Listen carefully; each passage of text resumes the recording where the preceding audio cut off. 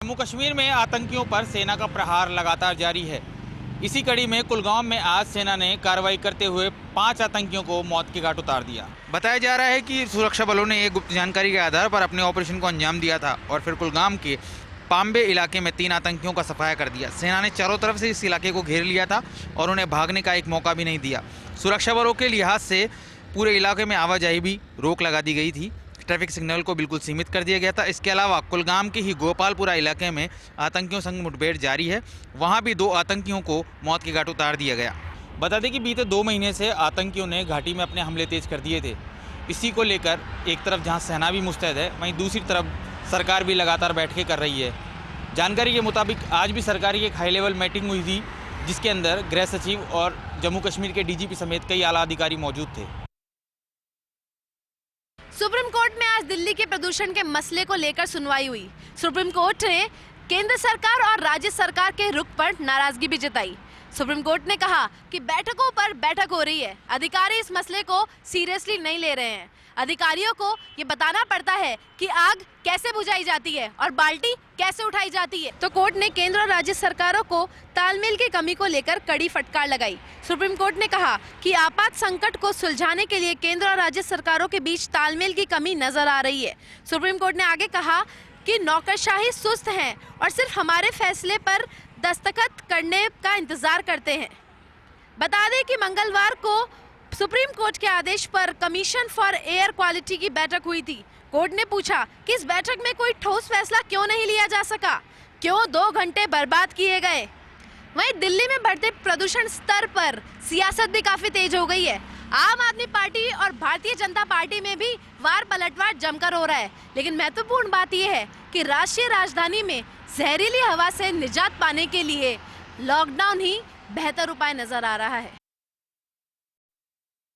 CM Pushkar Singh Dhami आज रोईवाला पहुंचे, जहां सीएम धामी ने रानी पोखरी में उत्तरा स्टेट एम्पोरियम और ग्रामीण हाट बाजार का उद्घाटन किया। आपको बता दें, उत्तरा हाट करीब 3 करोड़ की लागत से बना है।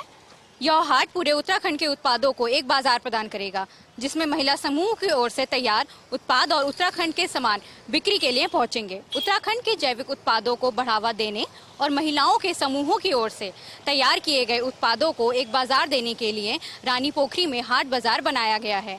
इस कार्यक्रम में पूर्व सीएम त्रिवेंद्र सिंह रावत, कैबिनेट मंत्री स्वामी यतीश्वरानंद के अलावा विभागीय अधिकारी और पार्टी कार्यकर्ता मौजूद रहे। यह उत्तराखंड का पहला और सबसे बड़ा एम्पोरियम है, जिसमें किसान और महिलाओं को एक बाजार मिलेगा, जिसमें वो अपने उत्पादों को आसानी से बेच सकेंगे। उत्तराखंड विधानसभा 2022 के चुनाव नजदीक हैं और ऐसे में सभी पार्टियों ने अपनी अपनी कमर कस ली है। तो सभी पार्टियों के स्टार प्रचारकों ने भी उत्तराखंड का रुख करना शुरू कर दिया है।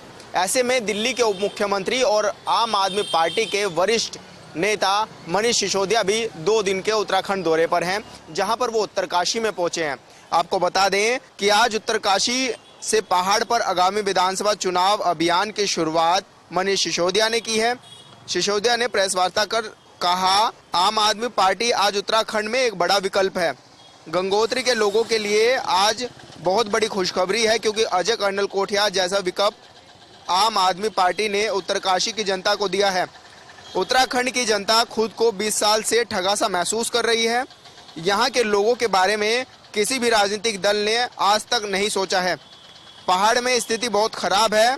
प्रसूता को एम्बुलेंस और अस्पताल न मिलने से परेशानी हो रही है, लेकिन अब जनता को बेहतर विकल्प मिल गया है और जनता निश्चित तौर पर अपना आशीर्वाद कर्नल कोठियार को देगी।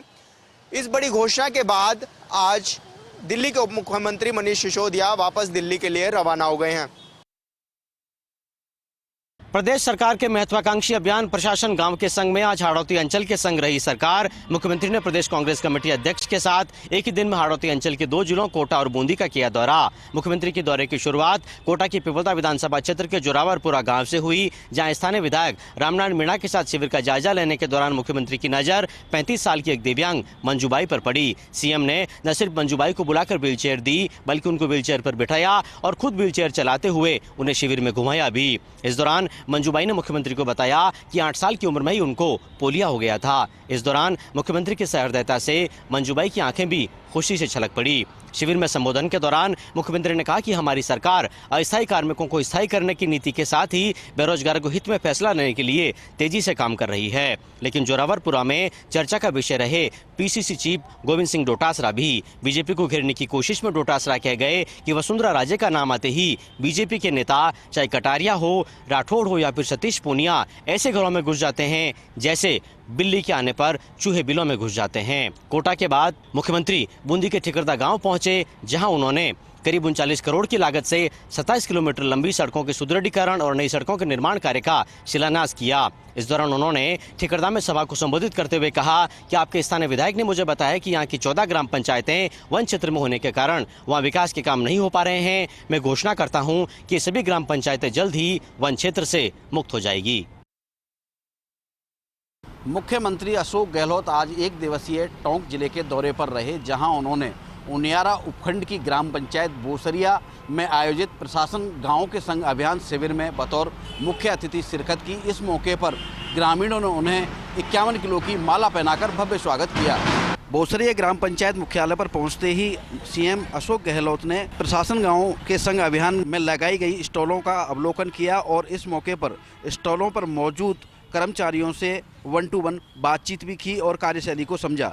वहीं इस मौके पर समाज कल्याण विभाग द्वारा दिव्यांगजनों को ट्राई साइकिल का वितरण भी किया गया और राज्य सरकार की विभिन्न योजनाओं से लाभान्वित लाभार्थियों को लाभान्वित किया गया। अपने संबोधन में उन्होंने कहा कि सरकार की ओर से प्रदेश के विकास में कोई कमी नहीं आने दी जाएगी। हमने कोरोना काल में भी लॉकडाउन के दौरान बेहतर प्रबंधन किया है। केंद्र सरकार पर निशाना साधते हुए कहा कि आमजन महंगाई से त्रस्त है।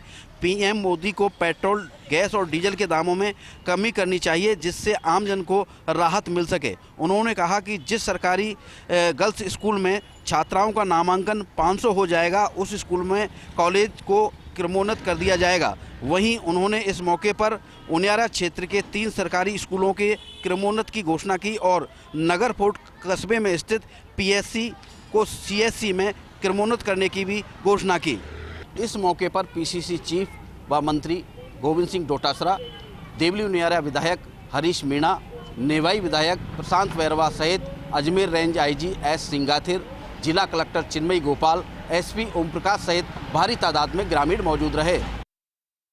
राजस्थान राज्य मानवाधिकार आयोग के अध्यक्ष जस्टिस गोपाल कृष्ण व्यास आज पाली और जोधपुर के दौरे पर रहे। जयपुर से जोधपुर आते वक्त उन्होंने पाली में चिकित्सा केंद्र का अचानक निरीक्षण किया, जहां पर व्यवस्थाएं ठीक नहीं मिलने पर उन्होंने तत्काल जिला कलेक्टर को आवश्यक निर्देश दिए और साथ ही पानी की व्यवस्था नहीं होने पर उन्होंने मुख्य अभियंता पीएचडी को भी आवश्यक निर्देश दिए। इसके अलावा पाली जिले के रोड पुलिस थाने में अचानक पहुंचकर निरीक्षण किया, एफआईआर रजिस्टर देखने के अलावा हवालात का भी जायजा लिया। उसके बाद जोधपुर के लूनी पुलिस थाने और राजीव गांधी पुलिस थाने भी पहुंचे, जहां पर आवश्यक निरीक्षण करने के साथ में सीसीटीवी नहीं लगे होने पर आवश्यक निर्देश दिए। उसके बाद जस्टिस गोपाल कृष्ण व्यास जोधपुर के सूरसागर क्षेत्र में ज्योतिष आचार्य शंकरलाल महाराज की नामकरण पट्टी का कार्यक्रम के अनावरण कार्यक्रम में पहुंचे, जहां पर शिरकत करने के साथ ही उनके अब तक दिए गए योगदान को याद किया। इस दौरान सूरसागर के रामद्वारा स्थित महंत रामप्रसाद महाराज भी मौजूद रहे।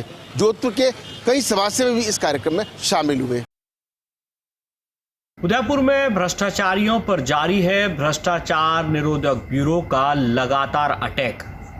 आज उदयपुर एसीबी की स्पेशल यूनिट ने बड़ी कार्रवाई को अंजाम देते हुए झाडोल तहसील में कार्यरत संविदा कर्मी को 5,000 रुपए की रिश्वत राशि लेते रंगे हाथों गिरफ्तार कर लिया। उदयपुर भ्रष्टाचार निरोधक ब्यूरो की टीम ने आज एक बड़ी कार्रवाई को अंजाम देते हुए झाडोल तहसील में कार्यरत संविदा कर्मी कंप्यूटर ऑपरेटर को 5,000 रुपए की रिश्वत राशि लेते रंगे हाथों गिरफ्तार कर लिया। दरअसल संविदा कर्मी प्रभुलाल ने परिवादी से उसकी भूमि अवाप्ति की राशि का चेक जारी करने के एवज में रिश्वत की मांग की थी। आरोपी संविदा कर्मी ने परिवादी से 10,000 रुपए की रिश्वत मांगी थी और आज 5,000 रुपए की रिश्वत लेते रंगे हाथों एसीबी के हत्थे चढ़ गया।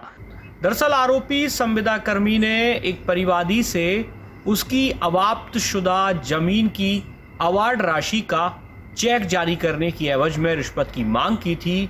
आरोपी 10,000 रुपए की रिश्वत मांग रहा था और आज 5,000 रुपए लेते एसीबी के हत्थे चढ़ गया। इस पूरी कार्रवाई को एसीबी के एडिशनल एसपी उमेश ओझा के निर्देशन में अंजाम तक पहुंचाया गया।